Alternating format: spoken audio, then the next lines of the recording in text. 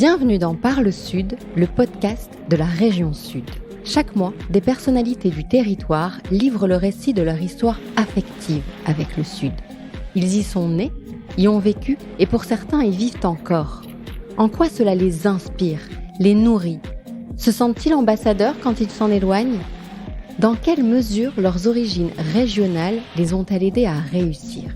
Repenser le Sud à la lumière de leurs parcours inspirants, telle est la vocation de ce podcast.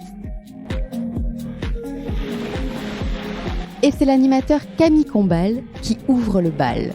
C'est au cœur de l'été qu'il a accepté de nous recevoir chez lui, aux Ors, dans les Hautes-Alpes, là où il a grandi et là où il aime se ressourcer chaque été. Avec ses parents, ses amis d'enfance et depuis peu avec son fils, il profite d'instants simples, produit son génépi maison et reprend son souffle et son élan avant de poursuivre son ascension fulgurante sur TF1. Rencontre avec un ambassadeur du Sud vraiment sympa. Bonne écoute. Camille Combal, bonjour. Bonjour. Waouh. Ah ouais. Bonjour. Ça c'était. Attends, j'en essaie plusieurs. Bonjour. Bonjour. Bonjour. Bon, comme ça, tu prendras celui que tu préfères. Ouais. Bonjour. Adjani. Bonjour. On a eu Jean-Pierre Foucault au milieu là. Il y a eu Jean-Pierre Foucault. Il y a toujours, moi, dès que je parle, il y a toujours Jean-Pierre Foucault au milieu. C'est plus fort que moi. Je finis toutes mes phrases dans Jean-Pierre Foucault. C'est une maladie particulière que j'ai. Alors Camille, si vous deviez vous présenter. On se vous voit dans le podcast? On se vous voit? Moi, ça me va. Comme tu veux. On se tutoie? Allez, on se dit tu. Allez, viens, ça sera mieux quand même. Allez. S'il faut expliquer aux gens, t'es quand même dans le jardin de ma mère. Et donc, à partir de là, du moment que les gens sont dans le jardin de ma mère, on peut pas se vous voyer. Ah ouais, tu vois ce que je veux dire? T'es en train de boire le café que ma mère t'a fait, qui est dégueulasse, on peut dire aux gens. C'est faux. Donc, on est obligé de se tutoyer. On a des très jolis petits gâteaux. Sous cloche. Sous cloche, oui. Ma mère est très dans la présentation, parce que c'est une hôtelière, ma mère. Ah bon? Enfin, mes parents, d'ailleurs, ils étaient hôteliers. Mais justement, on allait y venir. Tu t'es en train alors, de je vais trop vite. sauter trop d'étapes. Donc, si tu devais te présenter à quelqu'un qui ne te connaît pas du tout aujourd'hui, que dirais-tu? Je dirais, salut, Camille Combal, c'est la version Wish de Nikos Aliagas. Ça t'irait ou pas comme présentation? Je pense que je peux pas faire mieux. Tu peux pas faire mieux. Non. Professionnellement parlant, personnellement parlant, tu peux pas aller plus loin. Personnellement, après, je dirais, ici, en tout cas dans le Sud, je dirais le fils de Riquet des Ors. C'est comme ça qu'on me connaît le mieux en tant que haut alpin. Et c'est comme ça qu'on nous a parlé de toi tout à l'heure quand on cherchait notre chemin. Ouais. On a dit c'est chez Riquet. Non, exactement, vous avez dit, on vient pour interviewer Monsieur Combal, et pour les gens, donc tout le monde vient interviewer Riquet, parce que tout le monde s'en fout de Camille Combal. Exactement. C'est ici, il y a que Riquet Combal, et donc Riquet Combal, c'est mon père, et donc je suis le fils de mon père ici, tout à fait. Alors, dans quel état d'esprit es-tu aujourd'hui, et qu'est-ce que tu as fait ces derniers jours qui a pu te rendre heureux? Je suis toujours hyper heureux quand je rentre aux Ors et dans ma région. Il faut savoir que je suis ce débile qui, dès qu'il voit le panneau Provence-Alpes-Côte d'Azur, klaxonne dans sa voiture pour dire ça y est, je suis chez moi, je suis ce lourd. C'est vraiment moi ce gars-là, mais tout est vrai. Hein. En plus, là, j'ai mon fils pour la première fois qui revient en bébé, donc je lui présente tout, je le monte voir les copains à la station, donc je présente tout, je lui dis voilà, machin et tout. C'est là qu'il va apprendre à skier et tout, et donc je suis hyper content d'être là, c'est cool. J'ai fait plein de trucs les jours précédents. Je fais un petit peu de surf électrique sur le lac de Serponçon, un peu de tennis. Il y a mon chien qui joue avec sa balle juste à côté, vous l'entendez. Il est là, Gaspard. Lui, il vit sa meilleure vie ici. Hein. Il est au frais, il joue. Donc voilà, que des trucs que j'ai l'habitude de faire, de petites activités au plan d'eau, à Serponçon, voilà. Et beaucoup d'apéritifs, bien sûr. Et c'est les vacances, bien sûr. C'est les vacances. Alors donc on est aux Ors parce que donc tu es né à Gap en 1981. Ouais. On a évidemment envie d'en savoir un peu plus sur ton enfance, ta jeunesse ici. Est-ce que tu faisais du ski? Est-ce que tu faisais de la rando avec tes parents? Que faisaient tes parents d'ailleurs? Alors mes parents, ils étaient restaurateurs, donc ils faisaient absolument rien avec nous puisqu'ils faisaient que travailler, les pauvres. Donc vraiment, ils ont travaillé très très très dur. Et donc avec mon frère, on s'occupait un peu entre nous. Et donc forcément, quand vraiment on a la chance d'avoir un chalet vraiment au pied des pistes, quoi, on a cette chance-là. Donc c'était le ski très vite. C'était que le ski. On vivait que pour le ski. On n'avait même pas l'école. L'école, c'était juste ce qui nous séparait de la prochaine session de ski. Il y avait que ça qui comptait pour mon frère et moi, dans deux styles très différents. parce que mon frère il aimait bien les piquets là, comme les skieurs d'aujourd'hui, Pinturo et tout. Et moi j'étais déjà un peu plus les boss, le freestyle, Edgar Gros-Piron, Candide Tovex et tout. Donc on était dans deux styles très différents, mais deux passionnés de ski. Donc voilà, c'est comme ça, on a grandi là-dedans quoi. On avait d'abord le club des Ors qui nous a accueillis. Après moi je me suis fait virer du club des Ors et ensuite on a été tout le temps que du ski. C'était ça notre vie. Hein. Donc depuis tout petit, l'adolescence et tout ça, c'était ski des compètes. Nous on faisait que du ski. Alors mon frère était bon en compète parce que lui faisait des piquets, donc la compétition c'était ça. Et moi j'étais un peu au début du freestyle, c'était pas aussi autant qu'aujourd'hui. C'était vraiment Candide Tovex et Edgar Gros-Piron. Edgar Gros-Piron c'était mon Mick Jagger à moi quoi.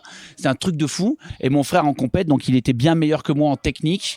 Et moi j'espère un peu meilleur quand même en freestyle. Mais donc ouais, il y a eu des compètes avec le club des Ors, bien sûr. On a fait tout ça, ouais, bien sûr. Alors, quelles sont tes attaches régionales aujourd'hui encore? On le comprend un peu, t'es en vacances, t'es ici, chez tes parents. Ouais. Ça, ici tous les étés et à Noël aussi.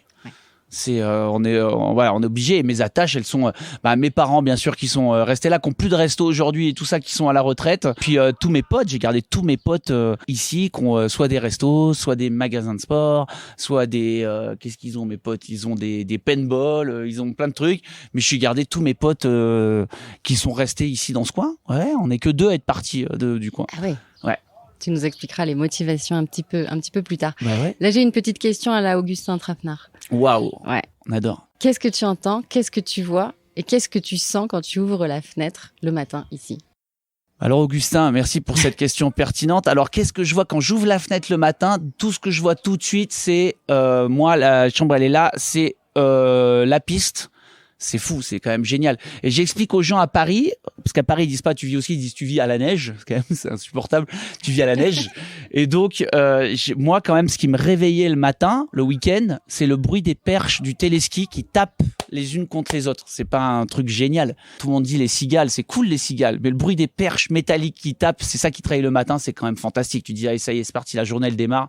Un bonnet, on est parti, parce que moi j'en étais arrivé à un point où je partais le matin, je remplissais mon sac de mon bonnet, tout ça. On avait le bus scolaire qui passait à 7h du mat tous les matins, nous récupérer pour aller au collège à 8h. On était un peu loin des Ors à Embrun pour ceux qui connaissent, et donc il y avait un transport qui prenait toute cette vallée là, tous ensemble dans un bus de 36 places, on devait être 54 à l'intérieur, et ils nous descendaient au collège. Et donc il faut savoir qu'un jour sur deux, moi je bourrais mon sac de mes matériel de ski, je partais à ma mère, je disais hey, salut maman, je vais prendre le bus. En fait je me cachais, le bus passait, et ensuite je montais à pied dans la piste et j'attendais l'ouverture des pistes à 9h et je partais skier toute la journée.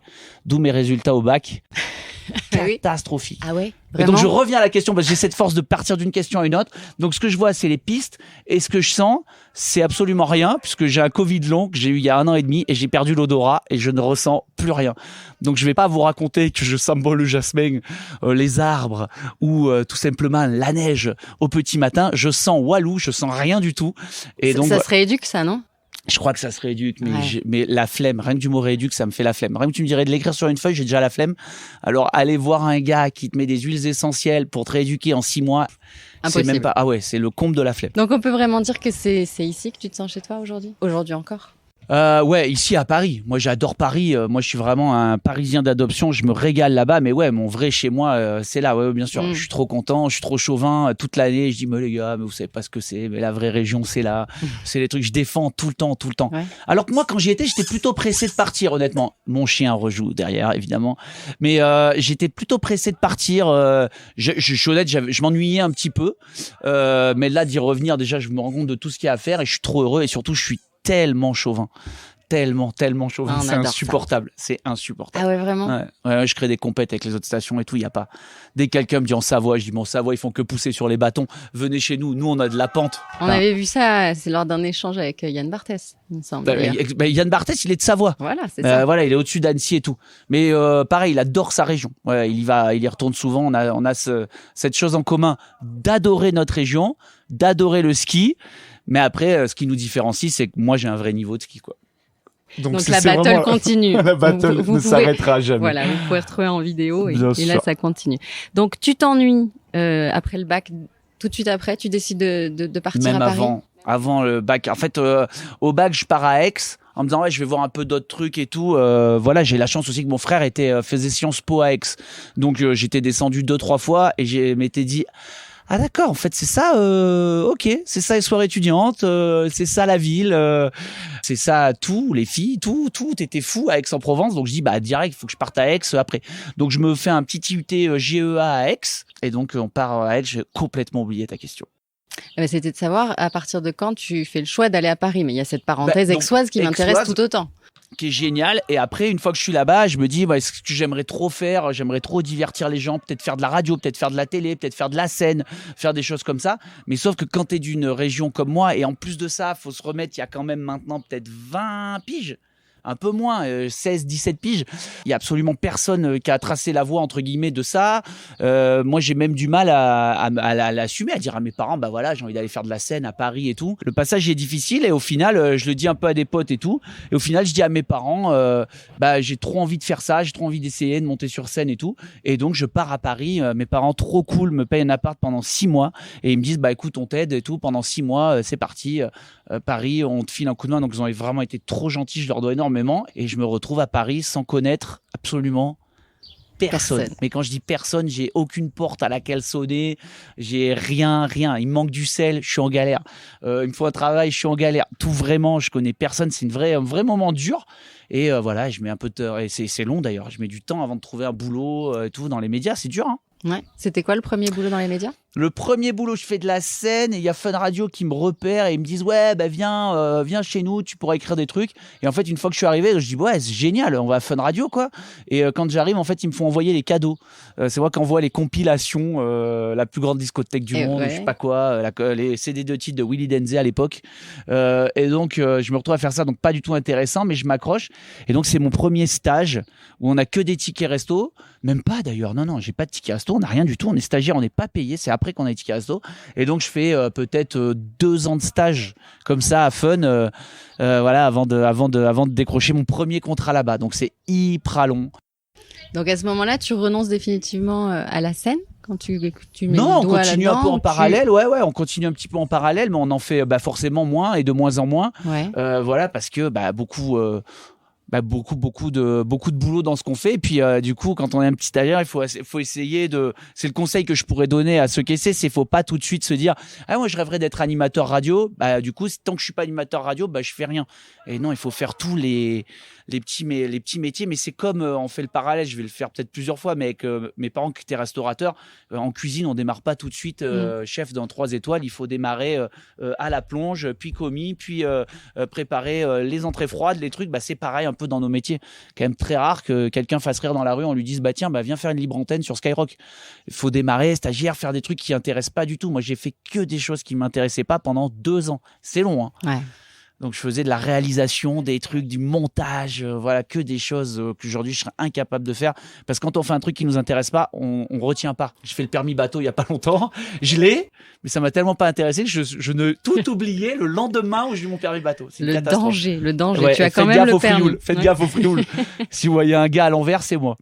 Donc, tu le disais tout à l'heure, tes origines régionales ne t'ont pas aidé à la base, puisque personne avant toi n'avait creusé le sillon. Comment elles sont perçues, ces origines, à Paris ?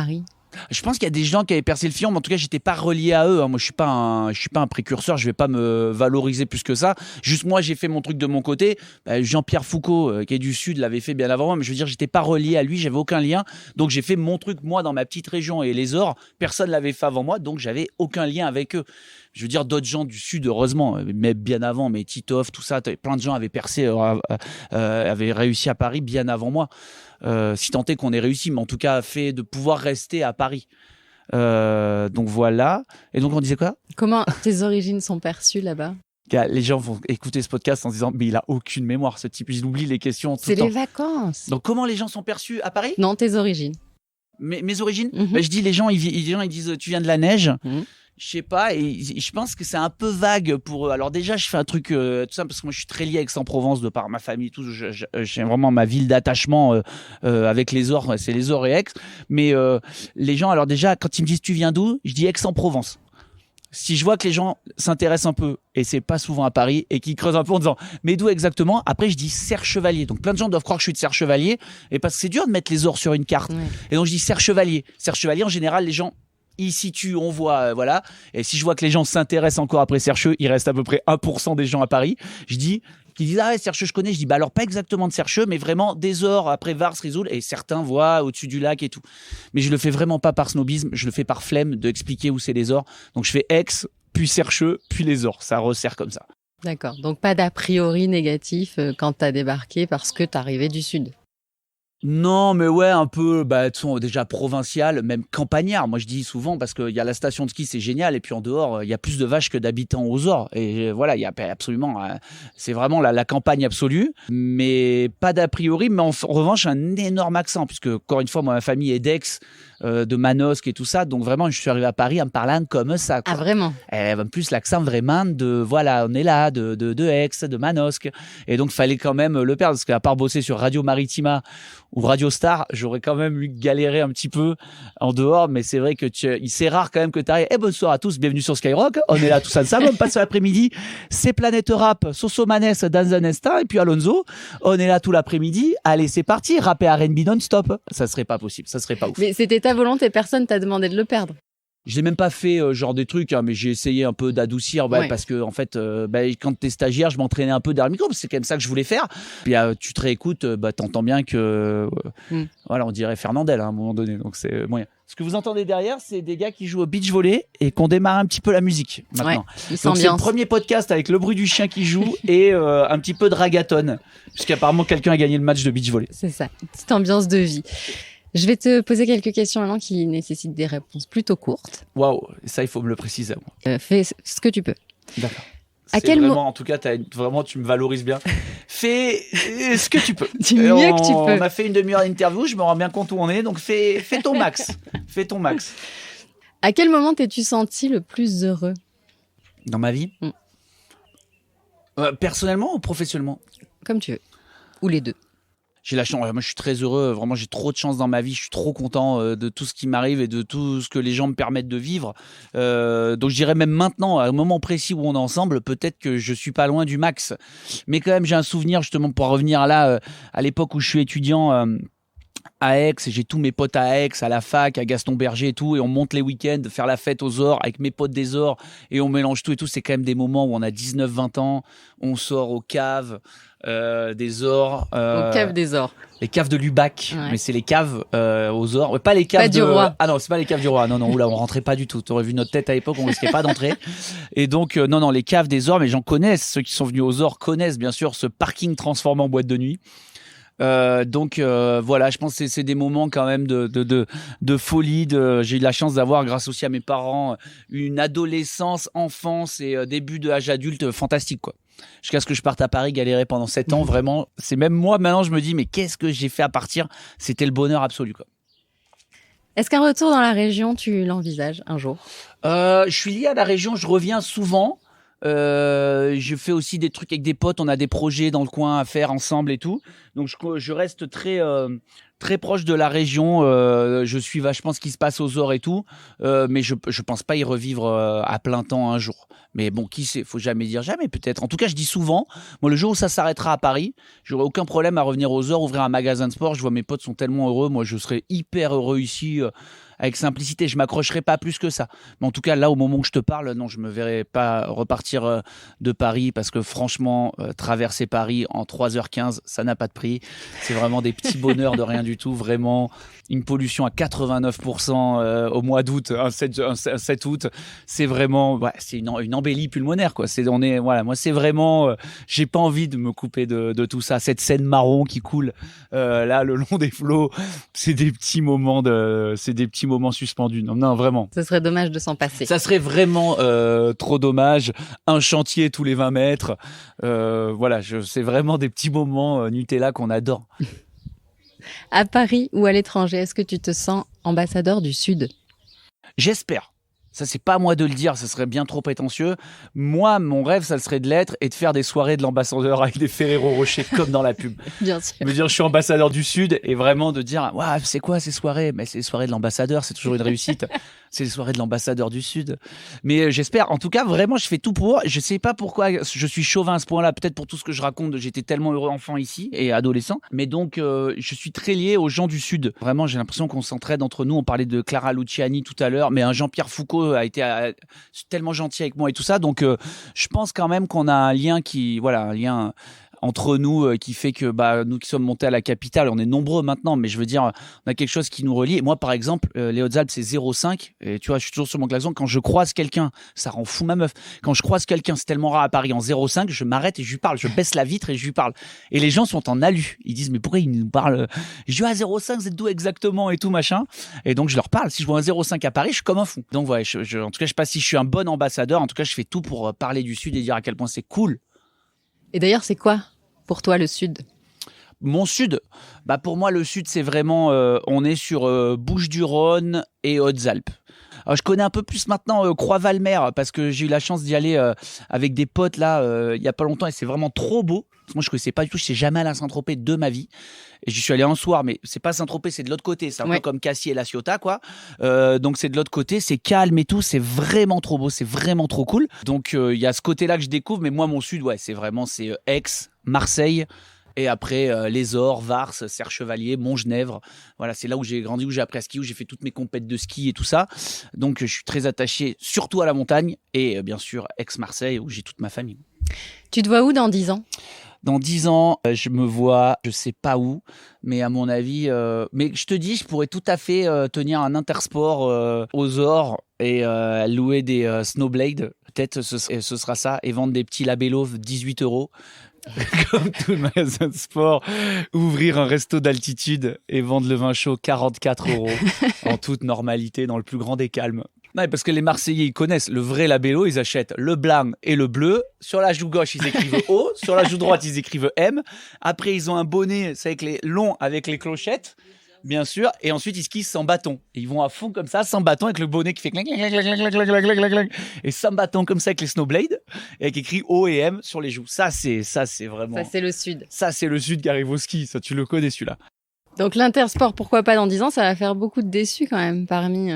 En gros, c'est pas moi pas moi, c'est les gens qui décideront quand est-ce qu'ils en ont marre de moi. Moi, je suis trop heureux de faire ce que je fais, partager tout ça avec les gens. J'ai déjà trop de chance, vraiment. Je suis très très chanceux qu'on me suive dans mes projets et tout ça. Et puis peut-être un jour ça s'arrêtera. En tout cas, je serai pas ce gars à m'accrocher, à devenir chroniqueur, à essayer d'être sur tous les plateaux et tout.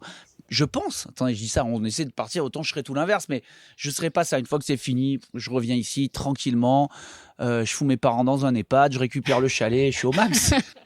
Tu vois, des bons sentiments, quoi. La base. Camille Combal. Waouh, là, elle a dit mon nom de famille, c'est que ça va être intime, on va être dans du Catherine Sellac. Augustin Trapenard. On va être Augustin Trapenard, thé Alors, au café. Catherine Sellac, on se met dos à dos normalement pour poser la question. Camille Combal, si c'était à refaire, que referais-tu ? S'il fallait tout refaire, qu'est-ce que je changerais ou qu'est-ce que je refais ? Est-ce que tu changes tout ? Est-ce que tu refais pareil ? Non, mais moi, j'ai trop de chance d'imaginer quelqu'un qui a la chance de faire ce métier, la chance que j'ai de dire « Ah ben non, franchement, je rechangerais tout. » Non, après, il y a des trucs perso, bien sûr, qu'on rate quand on travaille beaucoup, comme tous les gens qui nous écoutent. Hein. Je pense que je referais dans les grandes lignes en changeant peut-être des petites choses, des choses comme ça, plus dans le perso. Voilà, des choses que peut-être on a loupées. Mais sinon, professionnellement, non, j'ai eu la chance de rencontrer un large public et tout, et qui est trop cool. Et donc ça, c'est une chance immense. Faudrait rien changer de ça. Ça, c'est sûr. Ça, c'est sûr. Ce sera le mot de la fin. C'est le mot de la fin ? Oui. Waouh, merci, ça c'est sûr. Merci d'être venu de Marseille et d'avoir trouvé mon chalet qui est pas simple à trouver. Non, mais le chalet de ma mère, j'ai mon chalet, le notaire. Des gens nous ont aidés. On a demandé dans la rue, vous avez vu, on demande mon père, tout le monde connaît. Hein. Merci beaucoup Camille. Merci Caro, merci à tous de m'avoir écouté. Merci de m'avoir accueilli dans vos tympans et dans vos oreilles. J'espère qu'on les a massés affectueusement. C'est la fin de cet épisode de Parle Sud. Nous espérons que vous avez passé un bon moment et que vous serez fidèles à ce rendez-vous. Parlez-en autour de vous, abonnez-vous pour être les premiers informés de la diffusion des prochains épisodes et n'hésitez pas à nous encourager en laissant des avis et des étoiles sur vos applications de podcast préférées. À très vite.